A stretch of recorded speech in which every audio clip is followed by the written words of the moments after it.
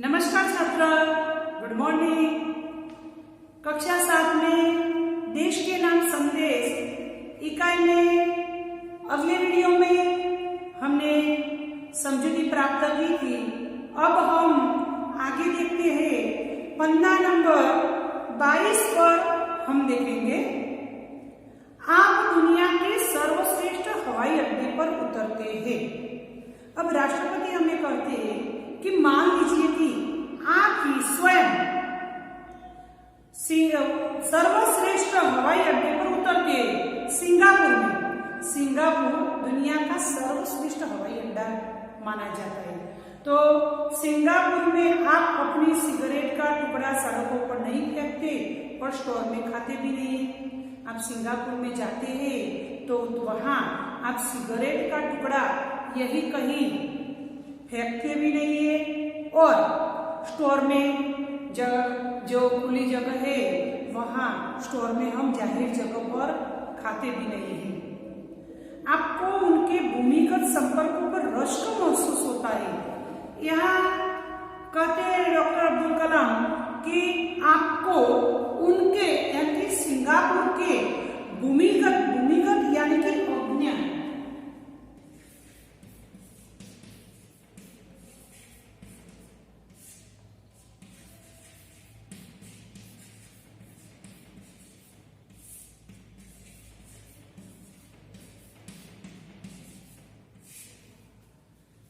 Singapore के अज्ञान संपर्क यानी कि सिंगापुर का हमें कोई संपर्क तो है ही नहीं क्योंकि हम तो वहां पहली बार गए हैं, तो उनसे हम अज्ञान है। अज्ञान भूमिगत संपर्कों पर रश्क महसूस होता है। हमें जब वहां जाते हैं और उनके नियमों से तो हम अज्ञान है तब हमें उस पर रश्क महसूस करते हैं। रश्क महसूस करना यानी कि ईर्ष्या करना, रश्क।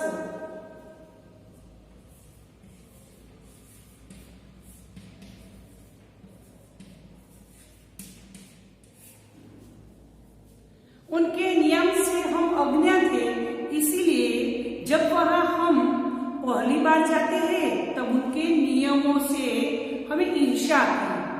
हमें ऐसा लगता है कि नहीं हमारे देश में तो ऐसा कुछ नहीं है कि जाहिर जगह पर टुकड़ा नहीं फेंकना, सिगरेट का स्टोर में नहीं खाना, थूकदारी में ही हम नहीं थूकते और हम यहाँ आकर हम ये सब नियमों का पालन करेंगे। इसी प्रकार उनके नियमों का पालन करने पर हमें ईर्ष्या आती है। आप शाम 5 से 8 बजे के बीच आचरण रोड पर कार चलाने का टोल टैक्स तकरीबन 60 रुपये भुगतान करते हैं।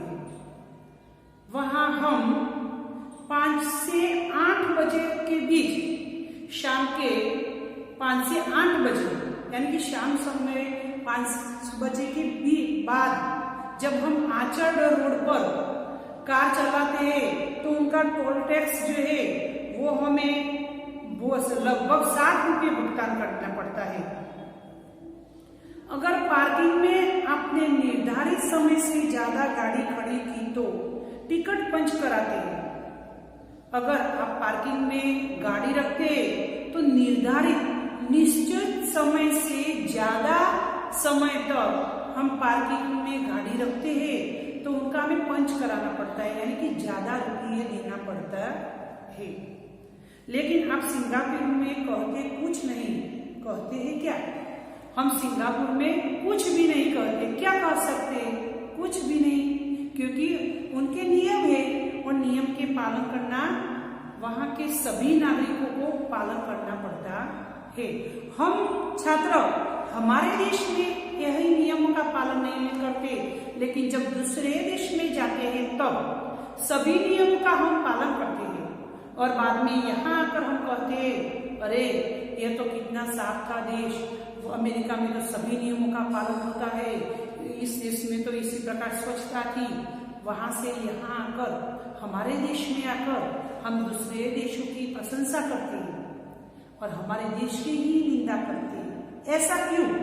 निंदा करने की बारी कब आती है? जब हम स्वयं सभी नियमों का हमारे देश में पालन नहीं करते तब। दुबई में आप रमजान के दिनों में सार्वजनिक रूप से कुछ भी खाने का साहस नहीं करते। दुबई में मुसलमान लोग रहते हैं, तो मुसलमान जाति के लोगों का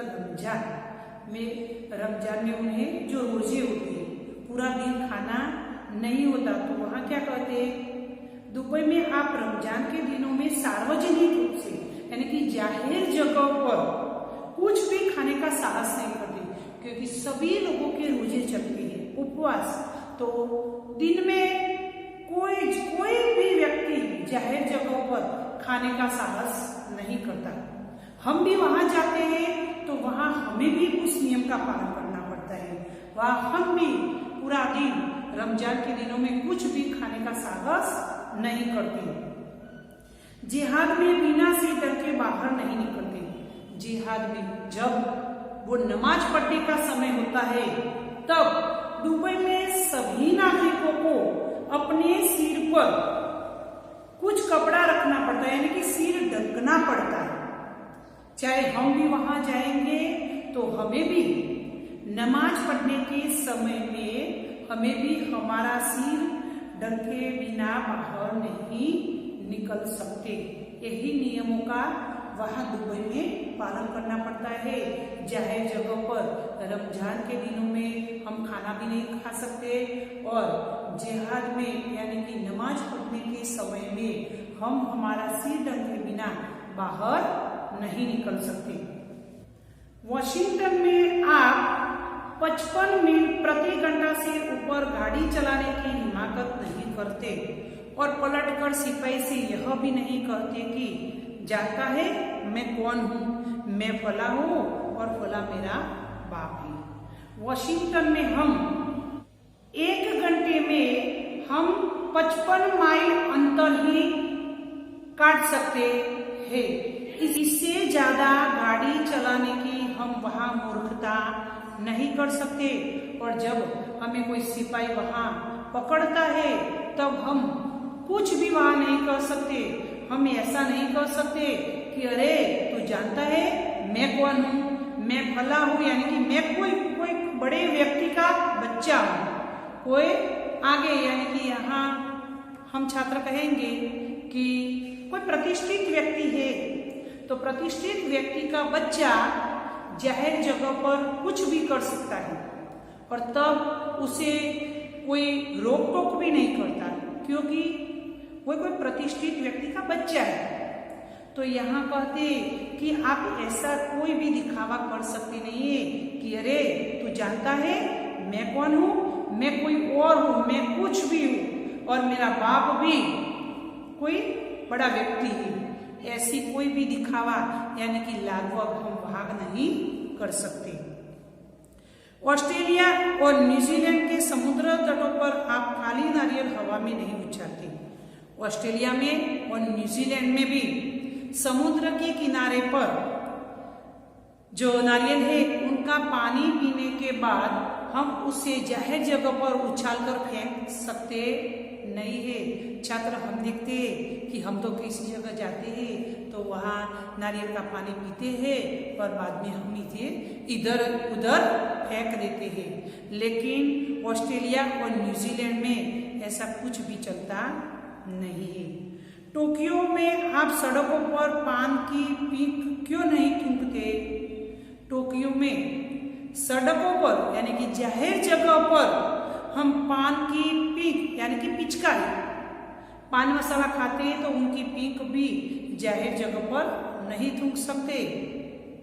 बोस्टन में आप जाली योग्यता प्रमाण पत्र क्यों नहीं खरीदते? बोस्टन में हम जाली यानी कि नकली योग्यता प्रमाण पत्र भी नहीं खरीद सकते। हमारे देश में कहते हैं कि कई जगह ऐसा है कि कई छात्र, कई प्रतिष्ठित लोग खाली इसी प्रकार अयोग्य प्रमाण पत्र लाकर भी उनका उपयोग करते हैं, लेकिन बोस्टन में ऐसी मूर्खता भी हम कर सकते नहीं है। अब आपको ऐसा लगेगा कि अरे ये क्या है, तो कई लोग ऐसे कि देश में ऐसे कई लोग हैं जो नौकरी के लिए ऐसे नकली प्रमाण पत्र लाते हैं और उसे देकर वहाँ नौकरी पे लग जाते हैं, कोई दूसरा काम होता है वो भी काम हो जाता है। तो आप तो अभी छोटे हैं, जब जब बड़े होंगे तब आपको पता चलेगा कि यह क्या है, नकली प्रमाण पत्र व सब। तो यह हमारे देश में हम ऐसा कुछ भी कर सकते हैं, लेकिन वहाँ बोस्टन में हम ऐसा कभी भी साहस कर सकते नहीं है। डॉक्टर कलाम बीच में याद दिलाते हैं, मैं आप ही के बारे में बात कर रहा हूँ, सिर्फ आपके। डॉक्टर कलाम बीच में बता रहे कि मैं सिर्फ आपके बारे में ही बात कर रहा हूँ, आपको ही बात कर रहा हूँ, सिर्फ आपको। अब बच्चे जानिए कि ये संबंधी नियम देखिए कि अलग अलग देश में अलग अलग नियम है। हमारे देश में हम देखेंगे तो क्या है, उनके नियमों के साथ हमें हमारे नियम, हमारे देश के जो नियम है उस नियमों का पालन करना चाहिए। हम देखेंगे हमारा घर है तो हमारे घर में गंदगी होगी तो हमें अच्छा लगेगा नहीं, तो हम हमारा घर साफ कर सकते हैं। दूसरे घर में भी गंदगी होगी तो वह भी हमें पसंद नहीं आएगा, तो हमें हमारा घर स्वच्छ रखना पड़ेगा। हमारा मोहल्ला या हमारी सोसाइटी है वह भी स्वच्छ रखनी पड़ेगी। हमारा नगर है, हमारा गांव है, वह स्वच्छ रखना पड़ेगा। बाद में हमारा राज्य है, हमारा देश है। जब जब जब हम आगे जाएंगे और सभी नियमों का पालन करेंगे तो पूरा देश प्रगतिशील देश में उनकी गिनती होगी। आज हम देखते हैं कि नरेंद्र भाई मोदी ने कितने ही ऐसे नियम बनाए हैं और नियमों का हम पालन भी करते हैं। इससे हमारा देश आगे से आगे विकासशील देशों में गिना जाता है। तो छात्र, हम सब हमारे देश के नागरिक हैं। हमारे देश के नागरिक होने के नाते हमें सभी नियमों का पालन करना चाहिए और हमारे घर के सभी सदस्यों को भी सभी नियमों का पालन करने का आग्रह रखने का उपदेश देना चाहिए।